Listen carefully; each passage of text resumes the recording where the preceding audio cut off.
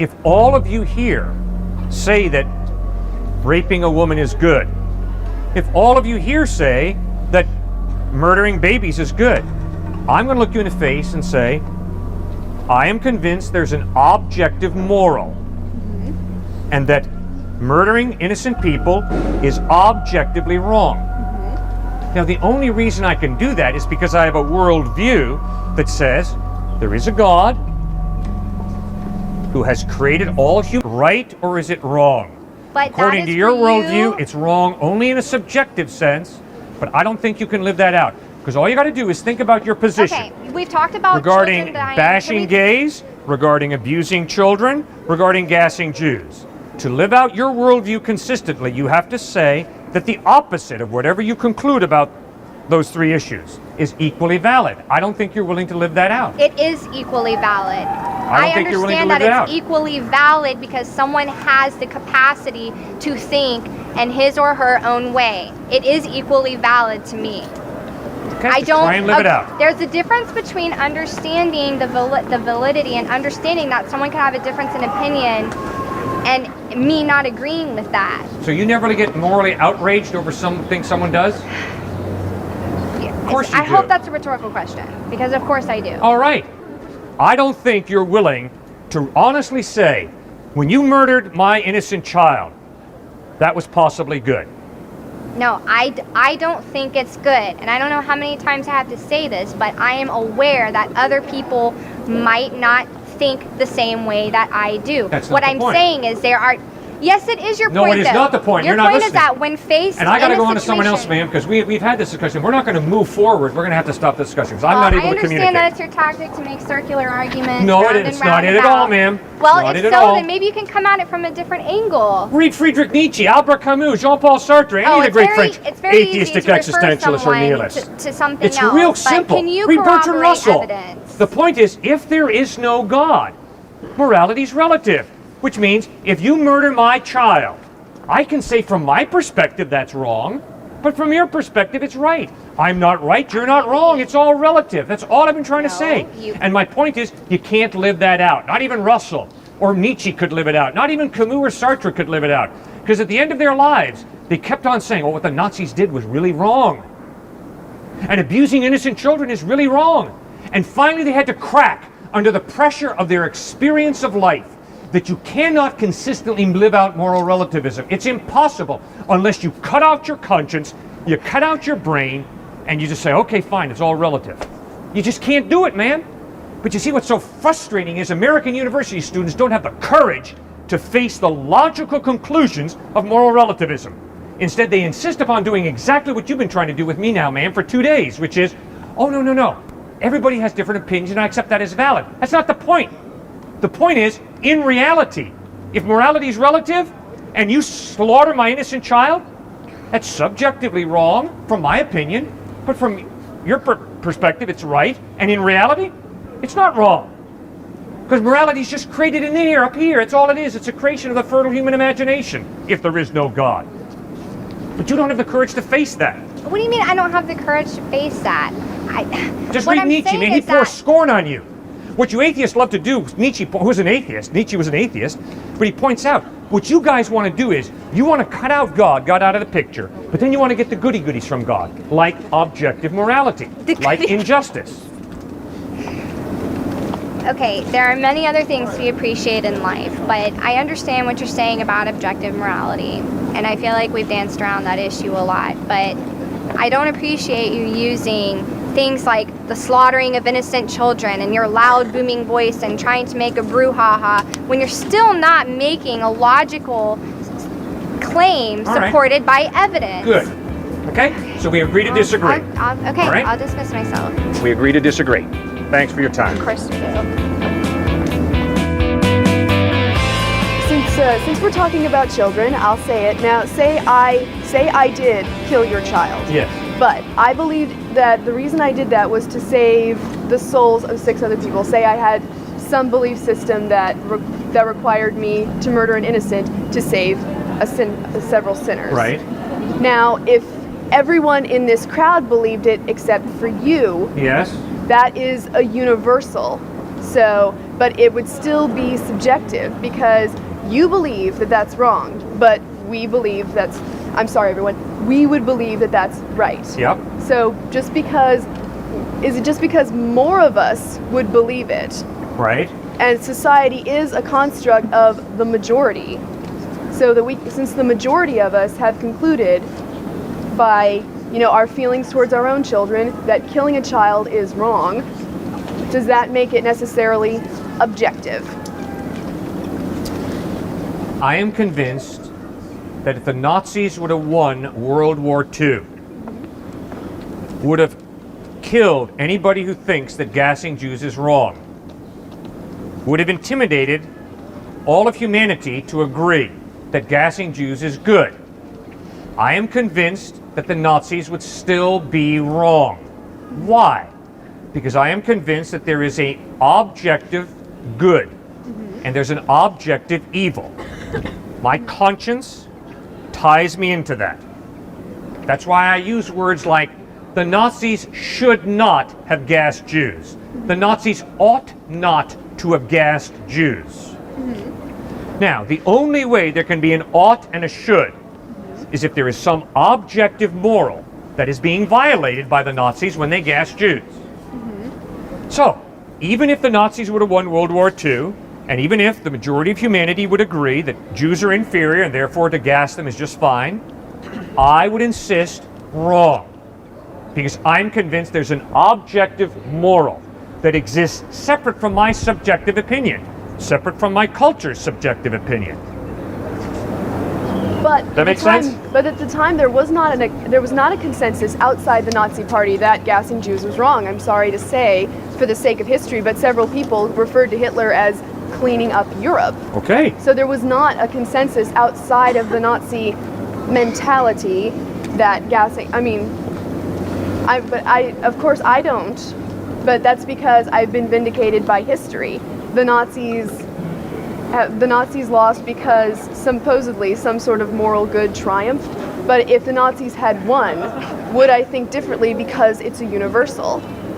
Well, first of all, there wouldn't be any more Jews to start off with, but... Okay, it's this simple, ma'am. If all of you here say that raping a woman is good, if all of you here say that murdering babies is good, I'm going to look you in the face and say, I am convinced there's an objective moral, and that murdering innocent people is objectively wrong.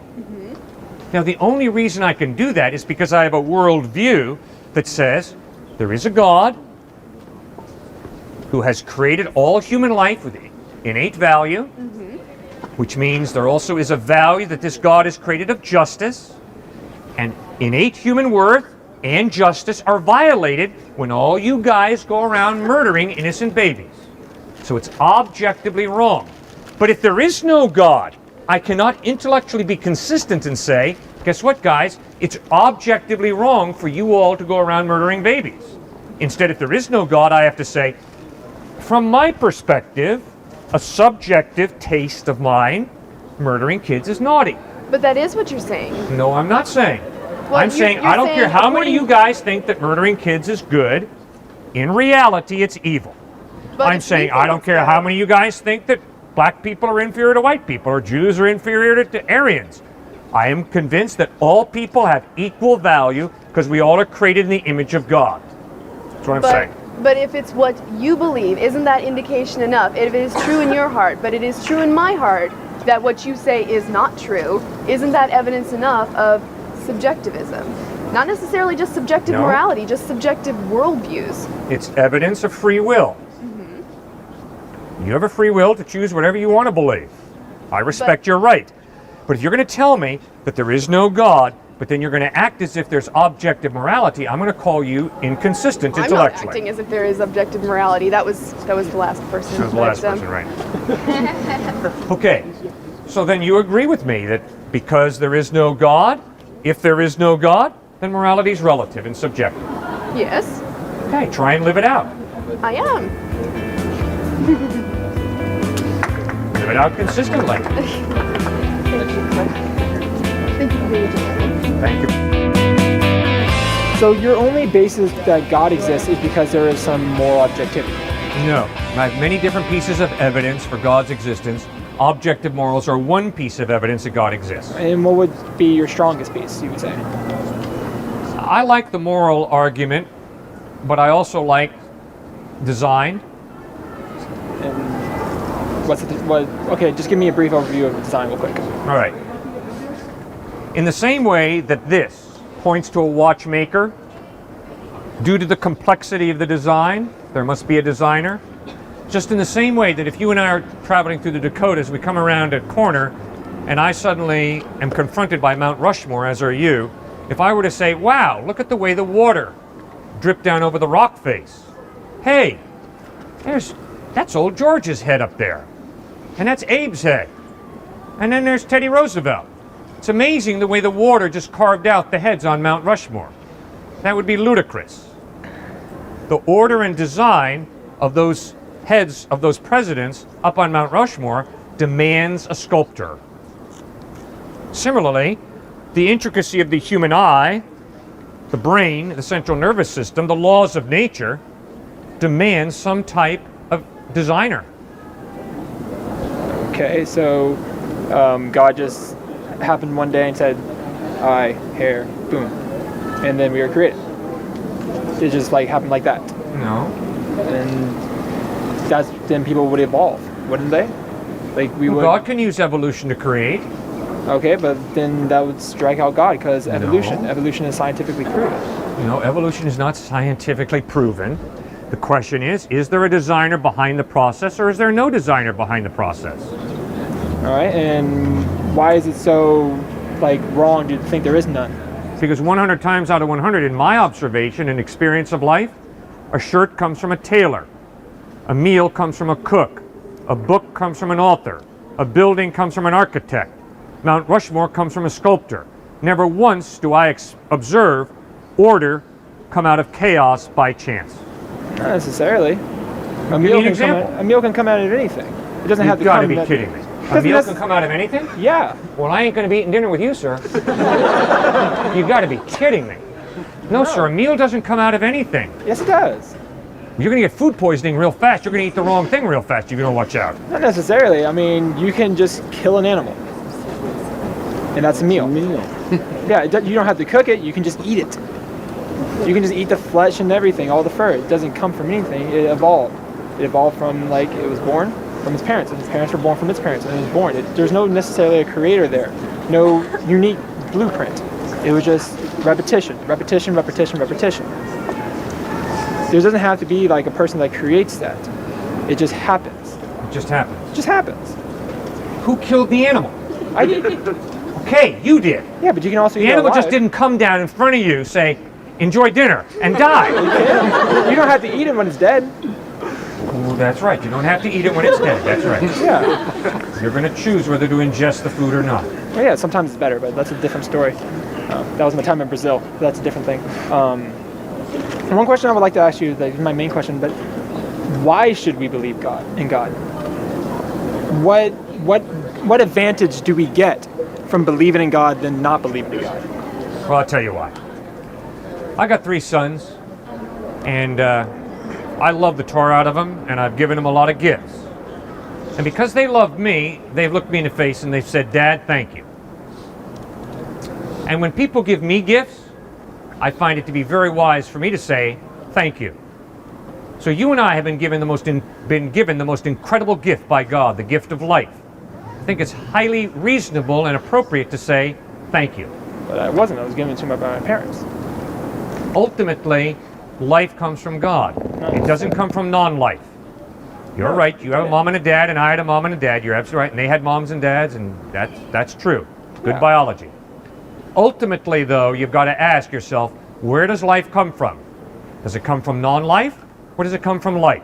It's far more reasonable to believe life comes from life than it is reasonable to believe that life comes from non-life. Yeah, and God is non-life. No, God is a living being. No, he's not. He's an entity. Entity's just So a when you say figure. he, you're talking about a living being. Yeah, because I choose to personify it. People personify things. And everyone has personified it. They consider it a him. Well, the good news of Jesus Christ is that God is not an it. God is a he, a personal being. No, he's not a male, but he's a personal being who loves you. It takes a personal being. He does not love me. Well, Jesus said he does, so take it up with Jesus. Apparently he does not. Why do you say God doesn't love you? Because of what has happened in my life. Okay, good. Sir, a lot of bad stuff happened to a dude named Job. But Job made a very wise decision. Yeah, Job kept believing in God, and then God rewarded him, but Job was kind of stupid. No, Job was very smart, because Job understood life is unfair. And you're right, sir, life has been unfair to you. I wouldn't say no, it has not been unfair to me. It has made me the person who I am, and I appreciate that. But it hasn't been easy, I can tell you that. It's just been a little bit harder than other people. But you see, what Job understood was life is unfair, but God is fair. Don't get the two mixed up. So when life throws screwballs in your face, don't clench your fist and wave it at God. That's misplaced anger. It's not God who's getting you. No, it's man. Good. It's man. Or it's the unfairness of the circumstances of life. Okay? But remember, God's character is good, Jesus revealed. And Jesus doesn't blow smoke. He's reliable. Yes, but if we blame men for the bad things that happen to us, shouldn't we thank men for when good stuff happens to us? You better thank. But same way my sons thank me for the gifts I've given them. But not God. Someone gives you gifts. Well, ultimately, yes. Ultimately, all the good things that I enjoy are gifts from God. And so ultimately all the bad things that happen to us are because of God. No, the bad things that happen, I'll tell you why. Genesis 3, chapter 3 records it very clearly. When we human beings told God, get lost, he partially honored our request, he took a step back from planet Earth, and chaos, unfairness erupted. That's why we say that life is unfair. Not because God created it unfair, but because we told God, get out of here. He respects our free will. He takes a step back, and chaos fills the gap. So you're born into an unfair, chaotic world. We all are. It wouldn't be an unfair world, it'd just be a chaotic world. Fine. Chaotic, unfair. Junk happens. Yeah. Painful junk happens. Yes, and we can blame that on men. And then a lot of it's a direct result of human irresponsibility, but also a lot of it's because life is unfair. A little baby dying of a gross genetic birth defect. Not necessarily because mom was a crack addict, but because of some genetic breakdown. Why? Because we're born into a chaotic, messed up, unfair world. It's not unfair, it's just chaotic. Okay. It just happens. Believe me, I'm not here to straighten out the etymology between chaotic and unfair. Yeah, okay? I'm not going to try to do that either. That's too hard. My brain cannot process that. I'm a liberal arts major. But it's just that why should we thank God and not blame him? Because he gave us good gifts. One of those good gifts was a free will. And when we human beings abused our free will, there were horrible consequences. Okay. Life broke down. But why would he give us that? What? Good question. Ultimately, I do not know why God chose to create us with free will. He didn't consult me, obviously, when he chose to do that. But to the best of my thinking, my understanding is the only way love can be real is if there's free will. If there's no free will, there ain't no such thing as love. Okay, and what do you define love as? Love is a genuine desire to work for your success, for your well-being, to benefit you. Okay. And if I don't have free will, I cannot choose to benefit you. I cannot choose to help you. I mean, I do what I do because I'm programmed if I'm a machine. But if I have a free will, I can choose to help you or I can choose to hurt you. Okay, but like saying that love is to just make someone succeed. Like, to help someone succeed. To help someone succeed. So like you were saying, like that, we could take it like a step back to like Hitler era. Yes. And then like everyone who was doing all the stuff for Hitler, murdering all the people and stuff like that, every one of those people loved Hitler. Well, yeah, they followed him, unfortunately, yes. They followed him, but did they love him? I mean, they were trying to make him succeed, but is that love? But I don't think everybody who was a Nazi loved Hitler. Yeah, but yeah, some people loved him, yes. Some people did, and some people didn't. Some people were forced to, but they still helped him succeed, and by helping him succeed, they love him. In that sense, yes. But then love is a very abstract thing. Love is you can make someone succeed just for like power.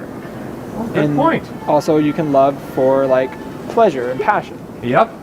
But that's not really, it's a certain free will for like pleasure and passion, but for like success in life, everybody wants success in life. That's like a common goal. We all want to do that. And whether we succeed in life, that's not, do we love ourselves? We could, but there is no love at all. It was just like an empty pursuit for power, for money, for stuff like that. And if we want someone else, it could be empty as well. We just want them to succeed. There's no love involved at all. And so love can't really be free will. Love is just a pursuit. Okay, that's where we disagree. All right. I have another question. I think if she's been dating you for 2 months, I think that if she's told you, I love you, and your father called you up tonight and told you that he's been paying her $1,000 a week to, quote, love you, I think you'd be a little bummed out. Not necessarily. Not necessarily? Okay, good. You're being something. consistent. I think it's scary. But If you wouldn't be bummed out if your dad called you up tonight and said, son, I've been paying her $1,000 a week to love you, I think that something's broken in you. You said that Jesus very clearly kind of through his words and also through his actions has, said that he is God. And Muslims do believe in the Bible. If I'm not mistaken, they believe that it's a good thing and that you should respect what it says. But if the Bible says that Jesus is God and they believe in the Bible, yet they say they don't believe Jesus is God, like, can you make that more clear for me? It's a contradiction. And that is why, philosophically, I am not a Muslim. Because they have great respect for Jesus, but they deny his deity. And that's a problem. If you respect Jesus, then you got to respect his claim to be God in human form. Now, if you don't want to respect him and reject him, that's intellectually consistent. But if you respect Christ and say, oh yes, he was a great teacher, but he was mistaken about his identity, wait a second. We've got a problem here. And that is one of the internal contradictions of Islam that philosophically drives me away from trusting Muhammad totally. Now, do I have a great deal of respect for Muhammad? Yes, sir. Why? Well, one of the 5 pillars of Islam is give alms to the poor. That's outstanding. That's exactly what Jesus taught. Help poor people, feed the hungry, clothe the naked, visit those who are sick and in prison. And Muhammad grew up as an orphan, and he was the beneficiary of some generous people. And so one of the 5 pillars of Islam that he teaches is give alms to the poor. Well, I obviously respect that. I'm in total agreement with that. So there's much good about Muhammad and much good in the Quran. But when it comes to some fundamental issues like who is Jesus, did he die on a cross for our sins or not? Did he rise from the dead? That's where the Quran parts company with the Gospels. So we have an internal contradiction here. And that's why I can't accept Muhammad that way. I've talked to Muslims before that say, they worship God, they call him Allah. We worship God, we usually call him God, like his Old Testament name, called Jehovah a lot. That they'll claim that we do worship the same God. Is that what do you think about that? Obviously, there are similarities between Allah and Jehovah. Obviously, there are similarities. But the penetrating claim that Christ made is, when you see me, Jesus said, you're looking at God. When you hear me, you're listening to God.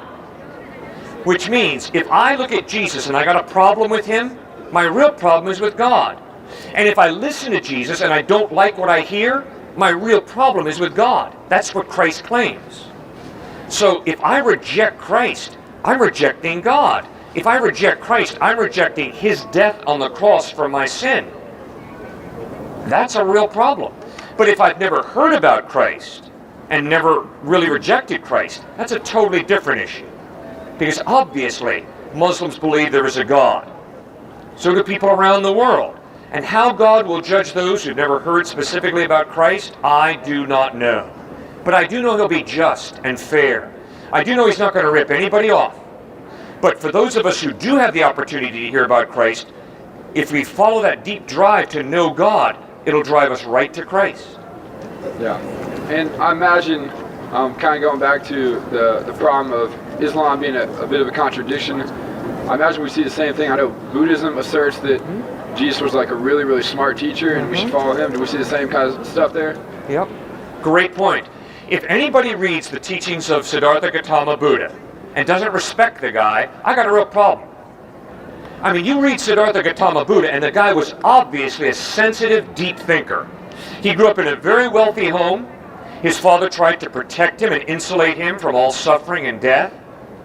He escapes that family compound. He sees a sick man, he sees an old man, he sees a dying man, and he says, wow, the biggest question that we have to work on is, how do we solve suffering? Now, I respect that. I was at the University of Arizona. A guy stepped out of the crowd and he said, you know, you're an idiot, Cliff, for believing in Jesus. I said, okay, I understand. Just tell me what's the purpose of life for you. And he said, real simple. The purpose of my life is to drink good beer, have as much sex as I can, and listen to George Carlin. And I said, fine, I got one question for you. In light of the fact that 1/3 of the people on the planet are starving to death tonight, where on earth do you get off saying that the purpose of my life is to drink good beer, have good sex, and enjoy George Carlin? Can't you think a little more deeply? I respect Buddha highly. The man thought very deeply about suffering and what is life really all about. But once again, Siddhartha Gautama Buddha never talked about God. Siddhartha Gautama Buddha did not trust in Christ. Instead, he taught us, cut off your desires. Okay, but don't you have desires, Siddhartha Gautama Buddha? Of course you do. You have a desire to escape suffering. So I would say we don't cut off desires, rather we learn to distinguish between good desires and bad desires. Yeah. I got one more question. I was thinking back on what you said earlier about not everybody gets to hear about Jesus. And I know in the Bible it says, you know, creation alone should testify that there is a God. And we all live in the world and we all are able to see creation. Does that mean no one has an excuse when they stand before God because we all are part of the creation? Excellent point. You're absolutely right. That's why the psalmist is so blunt when he says, the fool has said in his heart, there is no God. Why? Why is a person foolish for saying there is no God? First of all, because through creation, we are driven to a creator. Unless we look at creation and say, not that impressive. Not that important. I mean, it's like the guy out here yesterday who said to me, no, Cliff, I don't think the human body is very intricately designed. I said, you gotta be kidding me. You know why I don't believe that you really believe what you just said? Because if you get really sick, are you gonna go to a street person down there to get healed? No. You're gonna go to a highly trained doctor who understands the amazing order and design of the heart, the lungs, the central nervous system, the liver, the kidney. And you're going to pay big bucks, or your insurance company is going to pay big bucks, for this doctor to accurately diagnose your sickness and provide a cure. So don't give me this hogwash that you don't think the human body is highly designed. And so the point of the scriptures is, if you can look at creation, at the amazing order and design, and walk away saying, poof, no God. No. The real issue is, you don't want to submit to God's authority. You got a real problem with that. And that's why the psalmist writes, the fool has said in his heart, there is no God. I think that's all I got for you, Cliff. I appreciate it. Thank you so much for your thoughtfulness. First one I'd like to talk about is the idea that objective morality can only come from God. I've also heard you use the God of the gaps argument, which is that since science can't corroborate everything, since there are still an infinite amount of mysteries and questions that we have about the universe, the way we work as humans, that there must be a God, right? And I just want to bring it to your attention that in the past, some of the greatest scientists to ever walk the earth, Isaac Newton, Galileo, before they were able to solve a lot of the issues they were working on, are actually things that they couldn't find answers to. Yep. They also had the God of the gaps argument whenever they couldn't find things out. But as time has gone by, we have discovered more and more.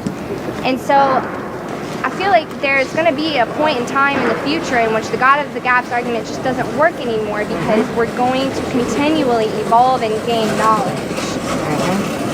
So I guess that's separate from the morality issue, which I'd like to touch on later. But what is your idea about that?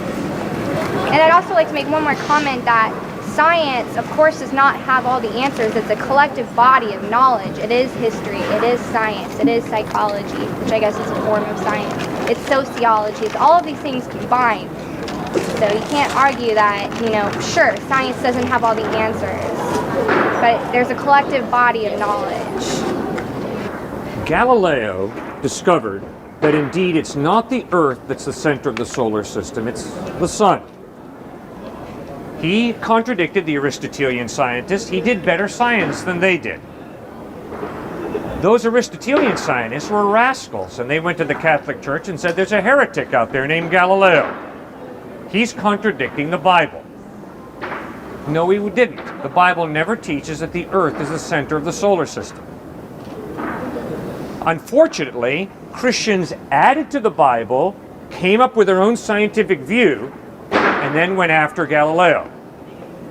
Galileo, though, never lost his faith in Christ. He did good science, he read the Bible honestly, and Galileo said, quote, "The Bible tells us how to go to heaven, not how the heavens go." Galileo had great faith in Christ, and he did great science. So, the God of the gaps is a God that doesn't exist. It's a God of the human imagination. And you're absolutely right. As science increases, the God of the gaps shrinks. When you read the Bible for yourself, you will find out that the God who revealed himself by becoming man in Jesus is not a God of the gaps. He doesn't shrink as science increases. I can respect that. But what about once the gap is no longer exists? Because I find that, many arguments are within that God of the gaps idea for evidence of God. So once we are no longer ignorant human beings, we are all knowing, then what makes us less than God? Or what reason do we need for a God? Ma'am, I didn't create life. I'm the recipient of life. Right. Human beings have been given a gift of life. The question is, does that gift of life come from non-life? That's obviously the atheist position. Or does that gift of life come from life, a living being, God? That's obviously a theist position. Ma'am, I hate to tell you, science has nothing to say about that. That's not a scientific question. That's a philosophical question. So philosophically, you're going to have to figure out, is it more reasonable to believe that life comes from non-life or that life comes from life? Why is it unreasonable to believe that,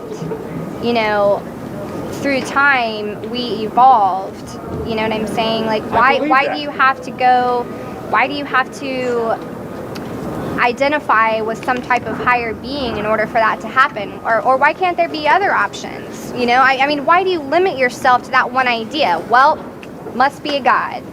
I don't limit myself to that You one stop idea. asking questions. I You do not become stop asking comfortable in questions. that. No way. I'm always asking questions.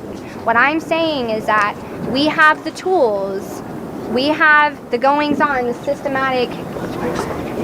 systems within our brain to allow us to make decisions. What I'm saying is there are chemical going-ons in the brain that allow us to act. And our judgment of right and wrong is subjective. There is no objective morality. Right. Morale Good. in itself is subjective Good. and opinionated, Good. based on time and based on your environment and Good. things So we like agree. that. Because there is no God, morality is subjective, it's relative. That's all I've been trying to tell you.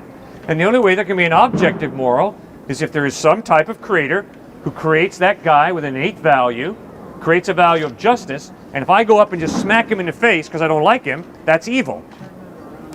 The only way that is objectively evil is if there's some type of God who's given him worth and value, created this intangible value of justice, and me by smacking him in the face is doing evil. Do you believe that objective morality exists? Yes, I do.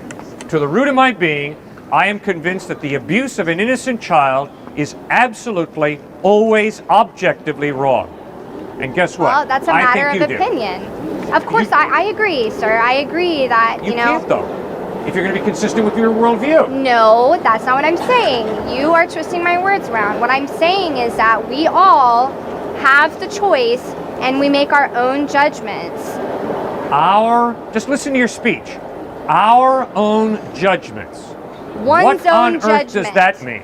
An individual can make his or her own decision How? about what is right and wrong. How do you do Based that? on previous experiences, based on what they told them. My daughter didn't know that it was wrong to pull my hair until I told her, dude, that hurts. Calm down. You know, she learned that that Yes. is wrong. Good. I have taught her that. Good. But I would argue there's more to her than that. Sure, come on in. We have a group discussion. I don't understand why not. Well, contributing my question about subjective morality and objective morality, say I believe in the goddess Ishtar, and I am a priestess of Ishtar. I offered to have sex with you to bring you closer to spirituality, bring you closer to salvation. You said, no, that's against what I believe. And I would say, well, are you morally against having sex with me? What would your answer be? Is it spirituality or is it morality? What's the difference between spirituality and morality? Define it for me. As you Well, said. I beg your pardon, I should have made that more clear. That's what I'm asking you. Can you separate a subjective and objective morality from your spirituality? Like, can you honestly say, no, I'm against having sex with you morally, or no, it is just against my spirituality? Well, the point I've been trying to make is that if you believe in the goddess Ishtar, and you tell me that there is moral good and moral evil, I would say you're being intellectually consistent. But if you're going to tell me you're an atheist and there is no Ishtar and there's no Yahweh, there's no Jehovah, there's no Allah, there's no Jesus Christ, you're an atheist, then you've got to acknowledge that morality is subjective. It's just a matter of my opinion. Exactly. Okay? That's exactly correct. That's my point. But you're saying that there is a duality in a sense that there is both objective and subjective morality. So where is your evidence for objective morality? How can we quantify that? You bet. Your moral experience, my moral experience, convinces both you and me that certain things are really evil, like the abuse of an innocent child. I don't think you, as a moral relativist, are going to be able to consistently live out your worldview, which says, no, the abuse of an innocent child is not absolutely evil, it's subjectively evil. For me, it's wrong, but for you, it's right. So if you're going to go ahead and abuse the child, there's nothing absolutely wrong with that. If something is your universal, does that subjective make opinion. it objective? If something is universal, does that make it objective? We all When you say universally universal, do you mean a vote, public opinion, or what do you mean? Well, if we were, just because I agree with you that abusing a child is wrong, does that make it objective? Just because every No. single one of us agrees, No. does that make it objective? No.